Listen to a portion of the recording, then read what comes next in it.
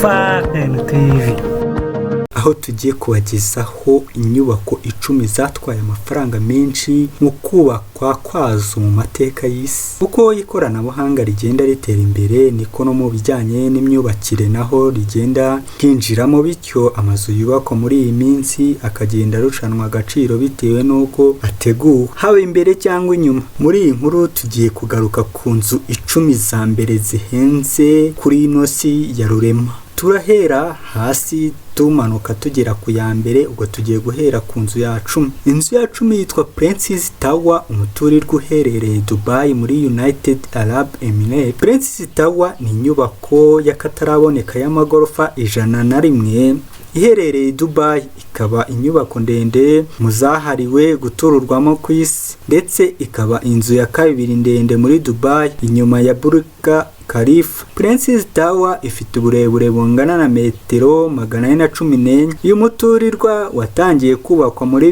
2006, wuzura nyuma y'imyaka 6, utwaye akayabo kagera kuri miliyari 2.17 z'amadolari y'Amerika. Ifite ibyumba byo guturwamo 763, amaguriro 8, ifite ibice bya parikingi 957, imodoka ziparikamo na elevator cyangwa icyo dukunze kwita sanseri 14. Tunyarukiye ku nzu ya 9 harimo City of Dream, umuturirwa uherereye Macau mu Bushinwa. City of Dream ni inyubako y'igitangaza ibarizwa mu Bushinwa mu mujyi wa Macau, ikaba ifite umwihariko wo gukurura ba mukerarugendo benshi biturutse ku bwoko bw'imikino ikinirwamo nka casino n'ibindi. Ifite hoteli y'amagorofa 37 n'igice cyahariwe casino gifite inyubako enye, ebyiri zitwa Garahinga Macau, izindi ebyiri zo ni imwe muri zo ibarizwa hoteli yitwa Hard Rock, naho indi bamo hoteli yitwa Crown Tower. Iyi nyubako yuzuye mu mwaka wa 2009, itwaye akayabo kagera kuri miliyari 2.40 z'amadolari y'Amerika. Iyi nyubako ibamo utubari, resitora, inzu berekaniramo filimi ndetse n'amaguriro menshi. Tunyarukiye ku nzu ya 8 niyo twita Venezia Macau, inyubako iherereye Macau mu Bushinwa. Venezia Macau ni inyubako y'amagorofa 39 iherereye mu mujyi wa Macau mu Bushinwa, yuzuye tariki ya 28 Kanama muri 2007, itwaye akayabo kagera kuri miliyari 2.40 z'amadolari y'Amerika. Inyubako irimo casino ya mbere nini ku isi, iri ku buso bwa metero kari 98. Venezia Macau ni hoteli nini ya mbere muri Aziya. Tunyarukiye ku nzu ya 7 turahasanga Wynn Resort, inyubako iherereye Las Vegas. Inyubako iherereye Las Vegas muri Leta Zunze Ubumwe za Amerika. Wynn Resort ni inyubako ikoreramo hoteli y'amagorofa 45 ndetse ikaba na hoteli ya 6 nini ku isi. Iyi hoteli iri ku buso bwa kilometero kare 2.5. Wynn Resort ifite ibyumba 2,716. Igice cyo guhaha cya Wynn kirimo abacuruzi benshi bazwi nka Quartier Bion, Alexander M Square, Dio na Chen. Inyubako yuzuye itwaye akayabo kagera kuri miliyari 2.70 z'amadolari y'Amerika. Tunyarukiye ku mwanya wa 6 turasanga One Trade Center, inyubako iherereye New York muri Leta Zunze Ubumwe za Amerika. One World Trade Center ni umuturirwa muremure w'amagorofa 108 muri Leta Zunze Ubumwe za Amerika uherereye New York, ikaba ifite uburebure bwa metero 442.3. Uyu muturirwa ukunda kwitwa nanone umunara wo kwibohora, wubatswe mu gusimbura undi wari warasenywe mu bitero by'iterabwoba byo muri Nzeri 2001. Iyi nyubako yatangiye kubakwa muri Mata 2006, itaha ku mugaragaro muri 2013. Twaye akayabo kagera kuri miliyari 3.80 z'amadolari y'Amerika. Tunyarukiye ku mwanya wa 5 turasanga Cosmopolitan of Las Vegas, inyubako iherereye Las Vegas muri Leta Zunze Ubumwe za Amerika. Cosmopolitan ni inyubako y'imyidagaduro y'amagorofa 52 iherereye muri Las Vegas. Inyubako yubatswe na kompanyi y'Abadage, nyuma iza kugurwa na kompanyi yitwa NUC Based Blackstone Group Corporation muri 2014.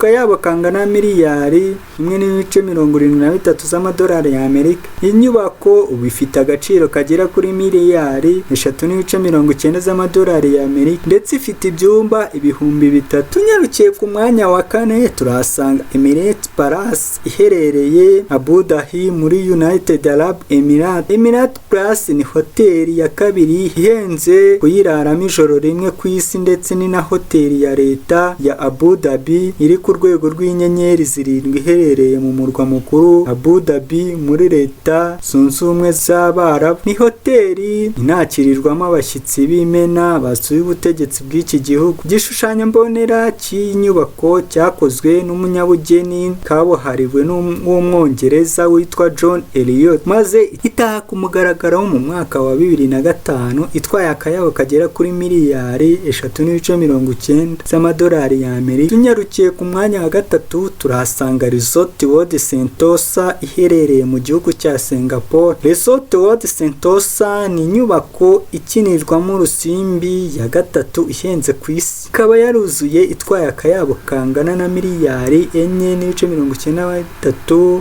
z'amadolari y'Amerika. Amafaranga akaba hafi miliyari 5 z'amadolari y'Amerika. Inyubako iri ku buso bugera kuri hegitari 49. Resort World Sentosa ifite hoteli enye muri rusange na kasino iri ku buso bugera kuri metero kare 15,000. Parike y'ibinyabuzima byo mu mazi ibarizwa muri iyi nyubako niyo nini yakozwe na muntu ibarizwa ku isi, ikaba ifite inyamaswa zigera ku 100,000. Tugarukiye ku mwanya wa kabiri turahasanga Marina Bay Sands, inyubako iherereye Marina Bay muri Singapore.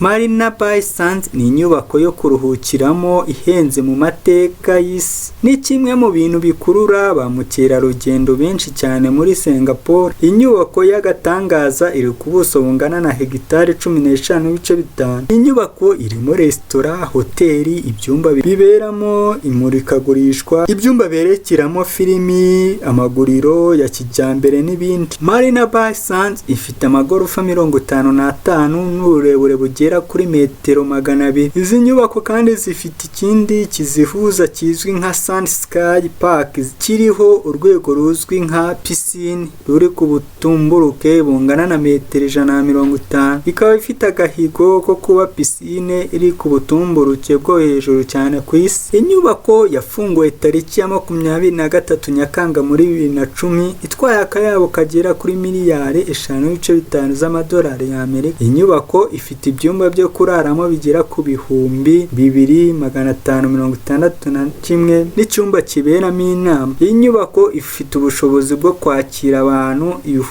1,450 icyarimwe. Kasino y'inyubako irimo imashini zizwi nk'ibiryabarezi zigera ku 1,500, ibyumba byigenga by'imikino bigera kuri 35 n'ameza yo gukiniraho agera kuri 600. Tugeze kunyarukiye ku mwanya wa mbere turahasanga inyubako bita Abraj Al Bayt, inyubako iherereye Imaka muri Saudi Arabia. Abraj Al Bayt ni umuturirwa wa mbere uhenze cyane ku isi ufite amagorofa 120. Inyubako yatwaye akayabo kagera kuri miliyari 15 z'amadolari y'Amerika mu nyubakire yayo. Iherereye mu mujyi mutagatifu w'Imaka muri Saudi Arabia. Iyi nyubako iherereye hafi y'umusigiti munini witwa Masjid Al Haram Mosque. Iyi hoteli iri ku buso bugera kuri metero kare 15. Iyi hoteli ikunda gukurura abisilamu baba bari mu rugendo rutagatifu Maka. Yatangiye kubakwa muri 2004 yuzura nyuma y'imyaka 8. Ifite uburebure bwa metero 601